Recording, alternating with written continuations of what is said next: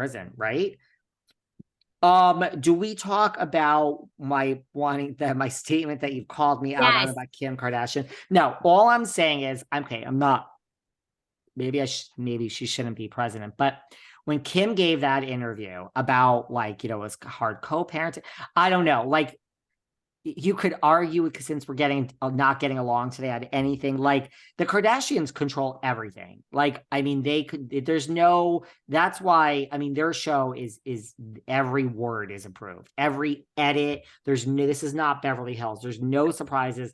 They're now putting out exactly how they want to be represented to the world. That is what the Kardashians, and it's still great. So I don't know, like that podcast that Kim did, I would venture to say, I mean, I think you have to send the whole audio over and video before it goes out. That's what I think. Like, well, I don't think you come on. I would think every question has to be pre-submitted.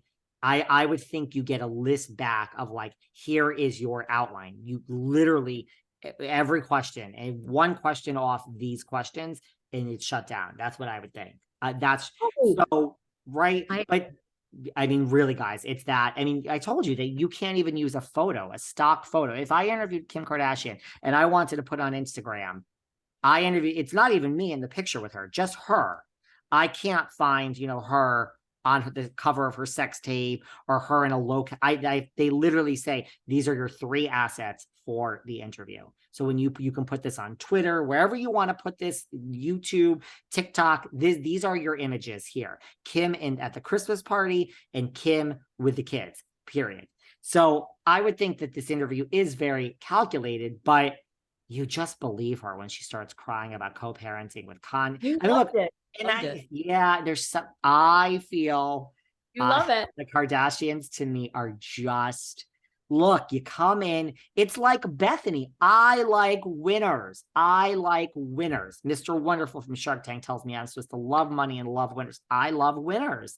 I like that Bethany won Housewives. I love the fact that this family came and they're billionaires and they're multimillionaires, and there's not a lot of like dirt around. I mean, I know, sex tapes and divorces at Kanye, it's messy, but I just love that they're just larger than it all to me, and that's what I love about it. So I love the fact that Kim could come in and take out any of these housewives within one battle.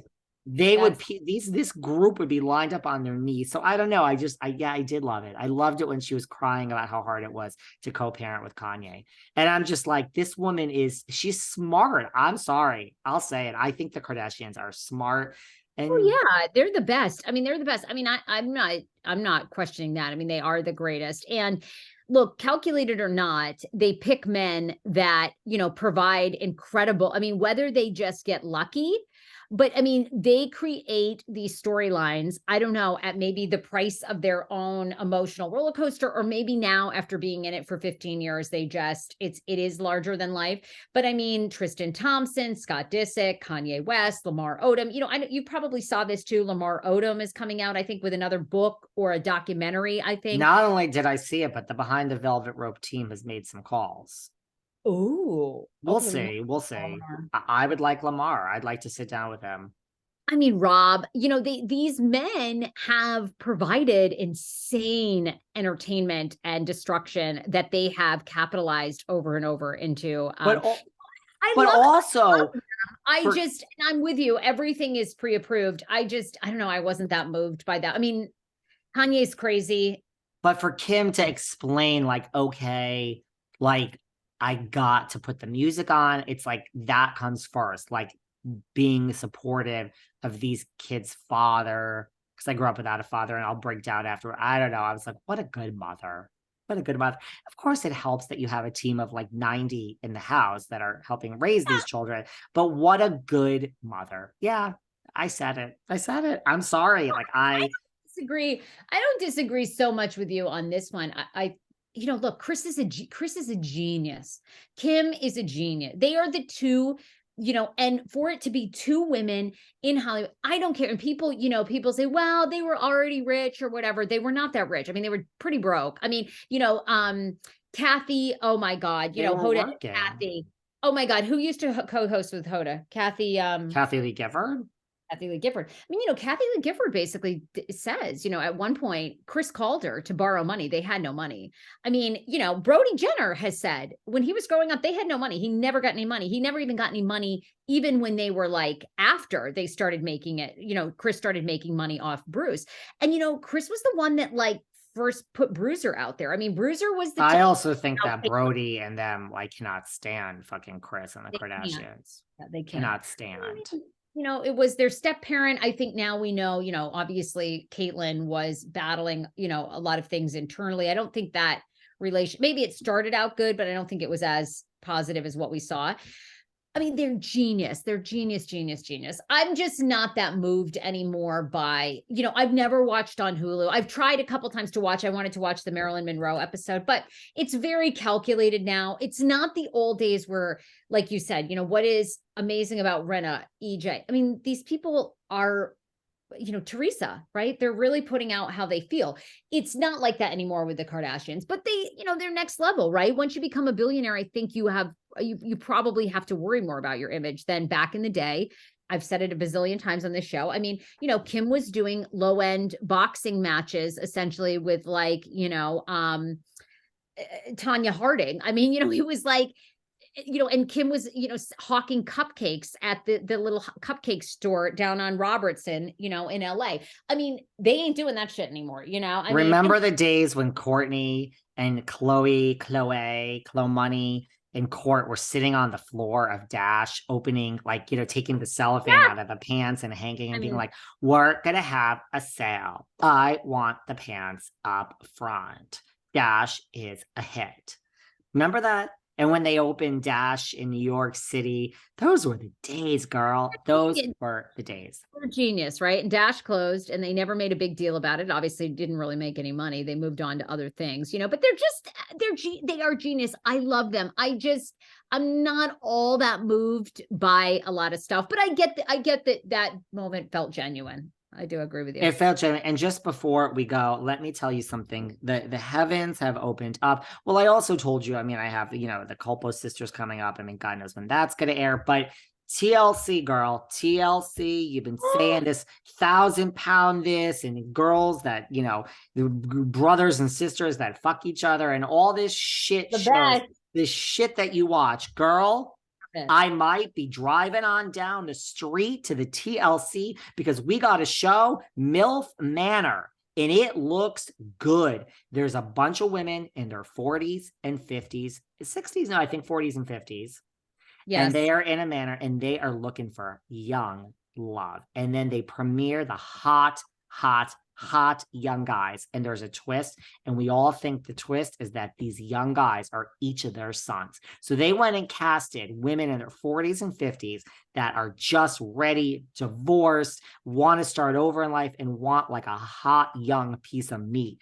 And they're all excited to meet these hot studs. And then the studs show up and we think, because it's a big reveal, that this young hot guys, and they look hot, girl, are each of their sons. So they found women age appropriate, and they're all gorgeous when they start over with hot sons. That's, man, we might be covering MILF Manor. Guys, we might have a winner. I think this is going to do well on TLC. It's huge. I mean, look, they dropped the trailer. I don't know how many millions overnight views. It had something like 4 or 5 million views.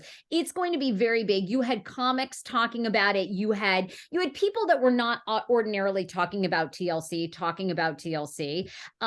because these Welcome to Plathvilles that I watch, I Am Shauna Ray. I mean, they have these very cult followings. They just don't really transcend mainstream. And, part of that is Bravo loves that we are doing all these podcasts. Like Bravo wants networks to be doing podcasts. TLC, my experience from them, I love working with them, but I just don't think they don't feed the beast like Bravo does. So I think you don't have the mainstream crossover, but this is going to be very big for them. Good. Well, guess what? I got to get at my team. I guess I'll try to have people on. Maybe we'll see. All right. There's no host, it seems. It doesn't seem like there's a host. Oh. Well, I think these women are just, I think it's like they're just going to be, it's like all the TLC shows. They might have a host like at the end, but they're just going to have these women be in a house. The producers are going to kind of work their magic, and then we'll see if the twist is their sons, like everyone thinks. You know, you and I talk about this. We pitch shows. We're out on the streets of LA. I'm in LA now, guys. Maybe I will by the time you hear this. And like you and I are making, you know, we all say there's no rhyme or reason for what is green lit. Like when you walk in, this is either a horrible pitch of like this is so dumb, or like ding ding ding, this is brilliant, right? Yeah. Yeah. And here we are. And I think MILF Manor is buying Beverly Hills didn't break out. Like everyone's not. Selling Sunset did, but it took time. This MILF Manor, I haven't been this like, whoa, you've got me interested. You've got me. It's it's everything. Are you excited? I might be watching a TLC show. I might be. It's the best network. And I know you have zero interest in Sister Wives, but Sister Wives is about a Utah-based guy, Cody, who had 4 wives. 3 of them have divorced him this season. It's season 17. It's been there. I mean, I hate to tell you well, this. That's why I can't watch it. 17. I can't start now. Oh, I just started at 17 and no one gave a shit on my podcast. People are like so invested in my thoughts. And, you know, look, I mean, they have had 2 million people tune in per episode. Like that's bigger than most of the Housewife franchises now. I mean, they have had record ratings in season 13 because 3 women have divorced him. It's a huge show. Bravo is great at the marketing. It's great at creating, but you know what? If you break it down, let's have a Netflix con. I want to see the people from Bling. Like, let's have a TLC con. Let's have a TLC con with the Culpo sisters, you know, doing a talk and pictures and Sister Wives. I mean, other networks should take a note from Bravo and do some of this.